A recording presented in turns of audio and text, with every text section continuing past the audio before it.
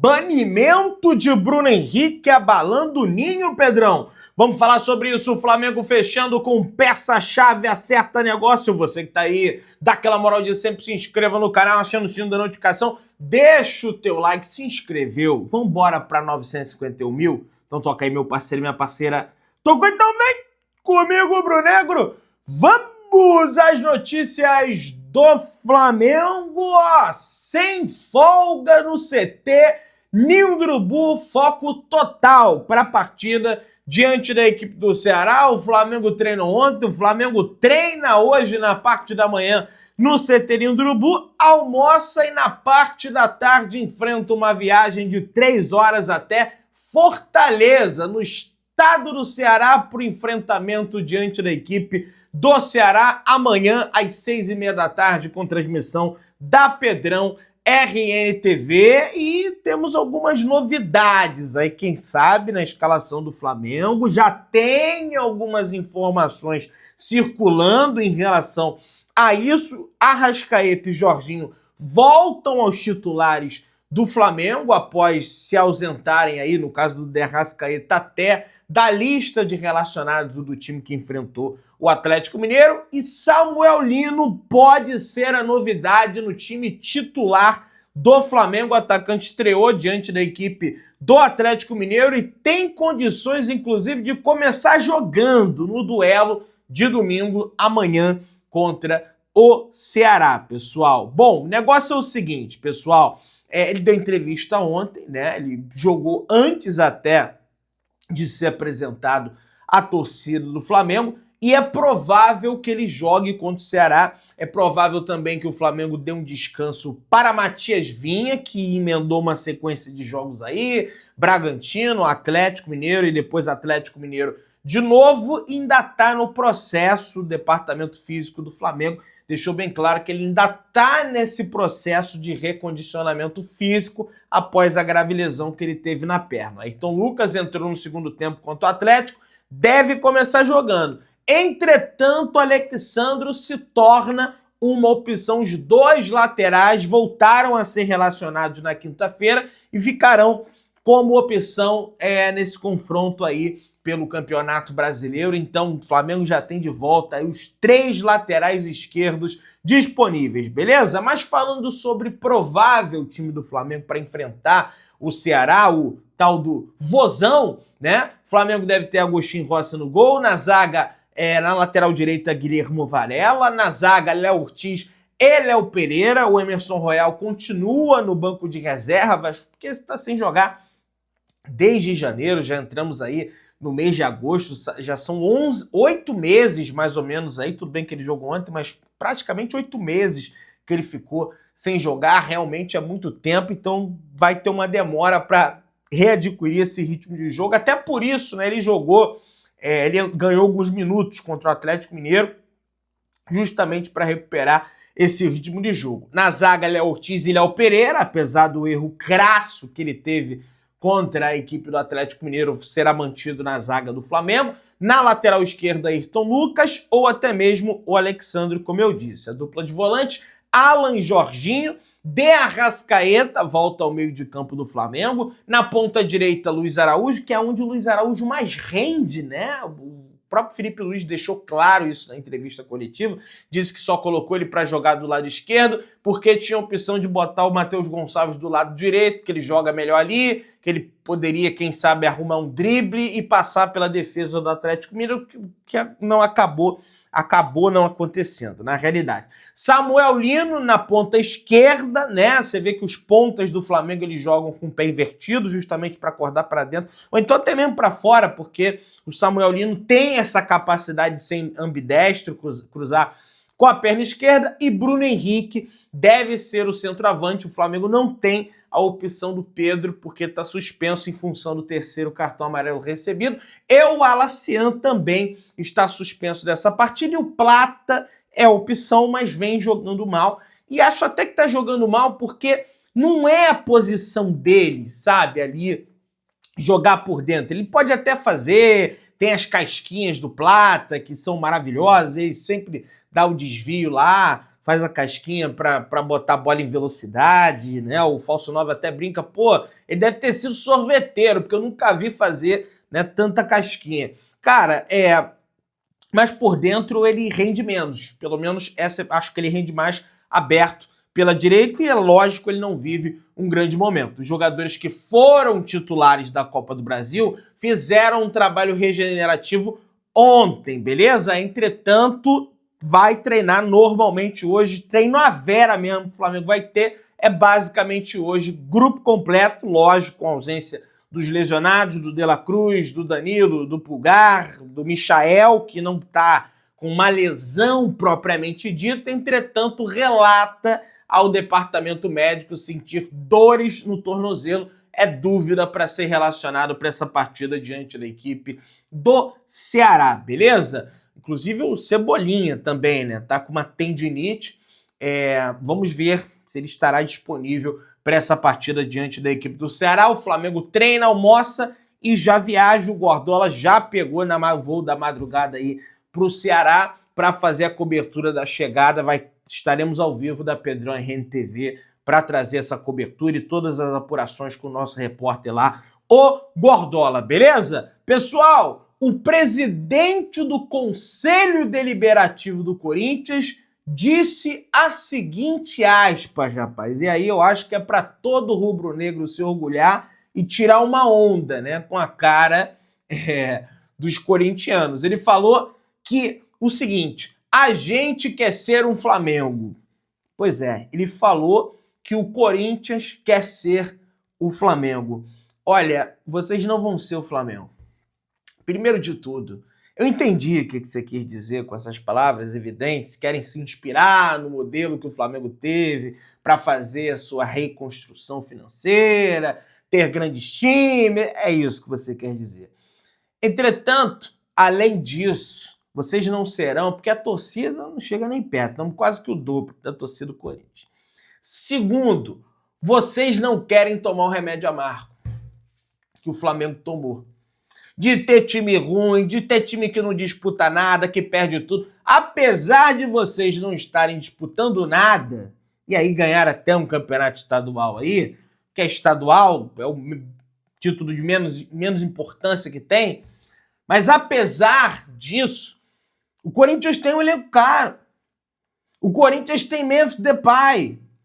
O Corinthians contrata jogador como contratou do Cuiabá, por exemplo, e não pagou. O Corinthians, meus amigos, só pagou agora. Só demorou antes tarde do que nunca, né? Tem até essa informação aqui. Demorou, mas pagou.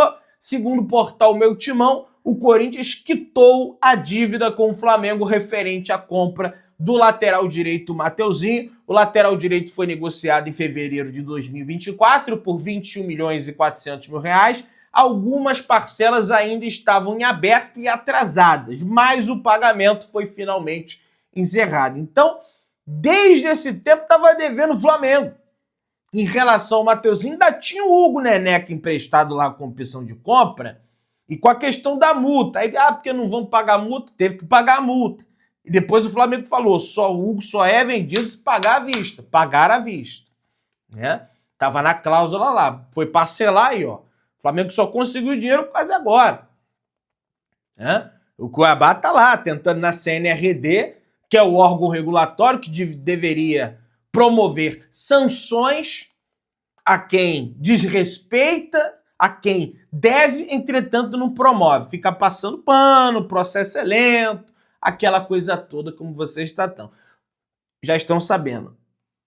Falando em processo lento, vocês acreditam que até agora o Dínamo de Moscou não enviou a notificação para o Flamengo anunciar a contratação do Carrascal? O Flamengo deve anunciar a contratação do jogador hoje, tá? Entretanto, só se a CBF fizer a boa para o Flamengo conseguir a estreia do Carrascal, porque hoje não é dia útil. Naturalmente, o Flamengo não consegue botar ele no bid, a ver se a CBF vai abrir essa exceção, como abriu para o Fluminense, por exemplo, né? Que teve lá o John Kennedy, porque o pessoal lá do do Pachuca do México demorou a enviar o documento, aí o Fluminense meio que não ia poder botar o jogador, não, mas já estava enviando, deixa o cara jogar, deixaram o cara jogar. A ver se isso vai com agora. O Dinamo de Moscou, uma brincadeira, né? Porque até agora não enviou o raio do documento para o Flamengo. O Flamengo segue aguardando. Posso até que nesse momento que você está assistindo o vídeo tenha enviado. Mas aí fica para o vídeo da tarde para trazer informação para vocês completa aí, beleza? Pessoal, o diretor de futebol do Flamengo, José Boto, antes da apresentação do Samuel Lino, ontem no CT do Urubu, falou da chegada do atacante e pediu desculpas à torcida do Flamengo pela demora nas contratações e enfatizou as convicções nas escolhas dos reforços. E ele disse: o Samuel Lino sempre foi o jogador que estava na nossa mente e passou de impossível para muito difícil, depois para possível e hoje está aqui conosco.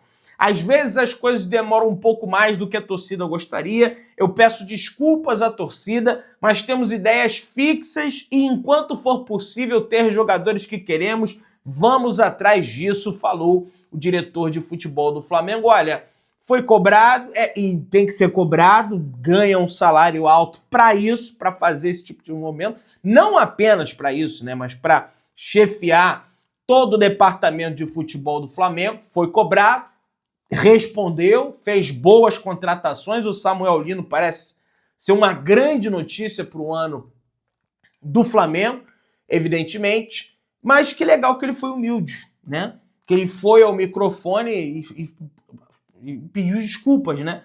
Porque o pessoal já estava com saudade do Marcos Braz, né? Achando que o Marcos Braz é a última bala do pacote, sendo que não é. Né? Não é. Tá aí o Cebolinha, tá aí o Michael, né? Vamos lembrar também, né? Que é igual acabou o relacionamento. Caramba, era tão legal. Poxa, tinha isso. Só lembra da coisa boa, da coisa ruim, né? Morder torcedor, aí realmente não lembra de nada. Vamos lá, pessoal. Paulista de Jundiaí ironiza novo uniforme do Flamengo, né? A camisa número 3 do Flamengo, branco, com creme, coisa e tal. Paulista falou que é igual a camisa deles, né, tá? Até botaram uma comparação aí, ó. Ah, Paulista de Jundiaí.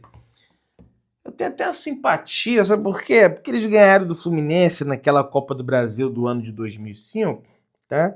Então não tem nada que reclamar do Paulista de Jundiaí, não. Agora, eu tenho uma coisa a falar, tem muita gente... Ah, tá vendo, Pedrão, foi estrear terceira camisa, aí perdeu... Ah, gente, cada um com as suas superstições, mas sinceramente mesmo, não perdeu por causa disso. Perdeu porque foi incompetente, porque o Léo Pereira entregou a paçoca, entendeu? Perdeu por causa disso, tá? Pelo menos eu penso dessa maneira, beleza? Pessoal, vamos avançando. O Bruno Henrique é denunciado pelo STJD e pode pegar até 2 anos de suspensão. Ê, dor de cabeça, rapaz. Olha aí. A Procuradoria do Supremo Tribunal de Justiça Desportiva denunciou oficialmente o Bruno Henrique na calada da noite ao final da sexta-feira. O atacante é acusado de ter compartilhado informações antecipadas sobre o cartão amarelo que recebeu na partida contra o Santos no ano de 2023, partida essa realizada em Brasília. Segundo a denúncia, o lance teria beneficiado seu irmão em uma aposta, o que configura uma possível infração grave, né? E aí eles estão se baseando em prints de conversas, outras provas em si. A partir de agora, o jogador pode sofrer até uma suspensão preventiva enquanto o caso é analisado. Como o jogo aconteceu no Distrito Federal, o processo tramita por lá, tanto na Justiça Comum quanto no Supremo Tribunal de Justiça Desportiva, a ver qual vai ser a decisão. Ele já é réu no caso, ele já foi denunciado pelo STJD, agora depende, evidentemente, do tribunal, né, condenar o Bruno Henrique ou absolver o Bruno Henrique. E aí eu não estou aqui para fazer nenhum tipo de juízo de valor. O ônus da prova é da acusação. Então eles têm que provar e naturalmente ele ser condenado. Aí eu vou vir aqui e vou sentar o pau. Enquanto isso não acontecer e o Bruno Henrique diz que ele não fez isso, eu acredito na palavra dele. Você tá passando pano pro cara, meu amigo? Vou esperar. Olha o Léo Paquetá aí. Tacaram o pé, que isso, cara safado. Viu um monte de gente aí. O cara foi inocentado. Ah, mas foi inocentado por insuficiência de provas. É o que eu falei. O ônus da prova é de quem acusa, meu amigo. Se acusou, você tem que ter a prova. Né? Estragou a carreira do rapaz aí. Né? Então, naturalmente, vou aguardar as cenas dos próximos capítulos, beleza? Pessoal, o zagueiro William Rocha, do CSKA, foi pro Al Jazeera por 6 milhões de euros. Pedrão, o que isso tem a ver com o Flamengo? Tem a ver, porque isso dará direito a 3 clubes brasileiros a receber uma grana pelo mecanismo de solidariedade da FIFA. Flamengo, Grêmio e Votuporanguense vão receber uma farpela. O Flamengo vai receber 27.600 euros por essa transação, cerca de 0,46% da transação vai pingar na conta do Mengão. E, aliás, falando em pingar na conta, saiu o balanço do Flamengo. O Flamengo vai parcelar o Samuel Lino em 3 parcelas, 8 milhões de euros a partir do dia 17 de agosto, 7 milhões de euros em setembro do ano que vem, mais 7 milhões de euros em setembro de 2027. O Emerson Royal, meio que parecido. 3 milhões de euros foram pagos à vista, 3 milhões de euros em julho de 26, mais 3 milhões de euros em julho de 2027. Ao todo, o Flamengo investiu 168 milhões em reforços e renovações no primeiro semestre, pessoal. Acordo de renovação com o Pulgar, contratações aí do Danilo, do Jorginho, né? As contratações do Emerson Royal, Saul, Carrascal e Samuel Lino não entram nessa conta, tá? O Flamengo divulgou o balanço financeiro do primeiro semestre e divulga o balanço do segundo trimestre, na realidade, de 2025, que consta investimento de 167 milhões e 900 mil, né? 168 milhões em contratações. Isso não conta essas que chegaram agora, tá? Inclusive, a informação é que a Copa do Mundo de Clubes faz o Flamengo bater um recorde de 6 meses, em 6 meses, e mirar quase 2 bi. Olha isso. Quase 2 bilhões de faturamento em 2025. A receita recorrente do Flamengo no semestre foi de 712 milhões. O valor é um recorde na história do clube em um semestre e é 55% maior em relação ao mesmo período em 2024, no ano passado. Os bons resultados fizeram o Flamengo sonhar com um faturamento de quase 2 bilhões. O clube estima que fechará o ano com uma receita acima, né, da casa do 1 bilhão e 700 milhões de reais. Apesar do alto investimento em reforços, a projeção do Flamengo é otimista, com um bom superávit. E isso tudo aí sem priorizar a Copa do Brasil, né? É lógico que se o Flamengo avançar na Copa do Brasil, vai dar um up nesse orçamento. Beltrán, desde o começo da semana, decidiu considerar seriamente o assunto Flamengo. Nova informação que chega da Itália, do jornalista italiano Alfredo Pédula, tá? Inicialmente o desejo era continuar na Europa, mas até o momento não apareceu nada. A Fiorentina não quer continuar com o jogador e aguarda um comunicado do jogador para sacramentar a sua venda ao Flamengo. Então a novela Beltrán cada vez mais próxima de chegar ao seu final, galera. Olha aí que bacana. Você que tá aí, se inscreva no canal, aciona o sino da notificação, deixa o teu like, se inscreve, meu querido, aciona o sino, deixa o like, tamo junto, saudações rubro-negras.